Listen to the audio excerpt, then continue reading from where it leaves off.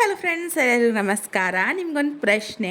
ಸಾಂಬಾರುಗಳಲ್ಲಿ ಕಷ್ಟವಾದ ಸಾಂಬಾರು ಮಾಡೋದಕ್ಕೆ ಯಾವುದು ಅಂತ ನಿಮಗೆ ಕೇಳಿದಾಗ ನೀವು ಯಾವುದಂತ ಹೇಳ್ತೀರಾ? ಕಮೆಂಟ್ಸ್ ಮೂಲಕ ತಿಳಿಸಿ. ನನಗಂತೂ ಸೊಪ್ಪಿನ ಸಾಂಬಾರು, ಬೇಳೆ ಸಾಂಬಾರು, ಬಸ್ ಸಾಂಬಾರು ತುಂಬ ಕಷ್ಟ ಆಗುತ್ತೆ. ಅಂದರೆ 2-3 ಪಾತ್ರೆ ಬಳಸಬೇಕು, ಸ್ವಲ್ಪ ಲೇಟಾಗಿ ಮಾಡಬೇಕಾಗತ್ತೆ ಈ ಒಂದು ಸಾಂಬಾರನ್ನ. ಅದರಲ್ಲೂ ಬಸ್ ಸಾಂಬಾರನ್ನ ನಮ್ಮ ಹಳ್ಳಿ ಸ್ಟೈಲಲ್ಲಿ ಈ ಒಂದು ರುಚಿ ಒಂದು ಸಾರಿ ಟ್ರೈ ಮಾಡಿ. ಕುಂಬಳಕಾಯಿ ಹಾಗೆ ಹೆಸರು ಕಾಳು ಹಾಕಿ ತುಂಬಾ ಚೆನ್ನಾಗಿರುತ್ತೆ. ಯಾರೂ ಸಹ ಮಾಡಿರಲ್ಲ. ಅಂದರೆ ಕೆಲವೊಂದು ಕಾಳು ತರಕಾರಿ ಸೊಪ್ಪು ಹಾಕಿ ಮಾಡಿರ್ತೀರ, ಬಟ್ ಕುಂಬಳಕಾಯಿ ಹೆಸರು ಕಾಳು ಕಾಂಬಿನೇಷನಲ್ಲಿ ನೀವು ಮಾಡಿರಲ್ಲ. ಪರ್ಫೆಕ್ಟಾಗಿ ಸಖತ್ತಾಗಿರುತ್ತೆ. ಅದರಲ್ಲೂ ಸಾಫ್ಟಾಗಿ ಹೆಸರು ಕಾಳು ಕುಂಬಳಕಾಯಿ, ಬಾಯಲ್ಲಿ ನೀರು ಬರುತ್ತೆ ಕಣ್ರಿ. ನನ್ನ ಯೂಟ್ಯೂಬ್ ಚಾನಲ್ ರಕ್ಷಕಾಯಿ ರುಚಿಯಲ್ಲಿ 3 ಗಂಟೆಗೆ ಇವತ್ತು ಅಪ್ಡೇಟ್ ಆಗುತ್ತೆ ಫುಲ್ ವಿಡಿಯೋ. ತುಂಬಾ ಸಿಂಪಲ್, ಯಾವುದೇ ರೀತಿ ತೆಂಗಿನಕಾಯಿ ಬೇಡ, ಹೆಚ್ಚಿಗೆ ಮಸಾಲೆ ಬೇಡ, ತುಂಬ ಕಡಿಮೆ ಸಮಯ ಮನೇಲಿರೋ ಸಾಮಾನಲ್ಲಿ ಮಾಡಿರೋ ಅಂಥದ್ದು. 10 ನಿಮಿಷಕ್ಕೆಲ್ಲ ಸಾಂಬಾರು ರೆಡಿ ಆಗಿಬಿಡುತ್ತೆ.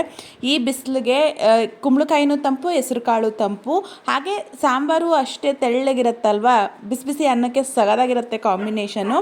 ಸಾಂಬಾರು ಕುದೀತಾ ಇದೆ. ಇನ್ಯಾಕೆ ತಡ, ನೀವು ಟ್ರೈ ಮಾಡಿ ಹೇಗಿತ್ತು ಅಂತ ತಿಳಿಸಿ. ನನ್ನ ಯೂಟ್ಯೂಬ್ ಚಾನಲ್ನ ಸಬ್ಸ್ಕ್ರೈಬ್ ಆಗಿ, ಇನ್ಸ್ಟಾಗ್ರಾಮ್ನ ಫಾಲೋ ಮಾಡಿ.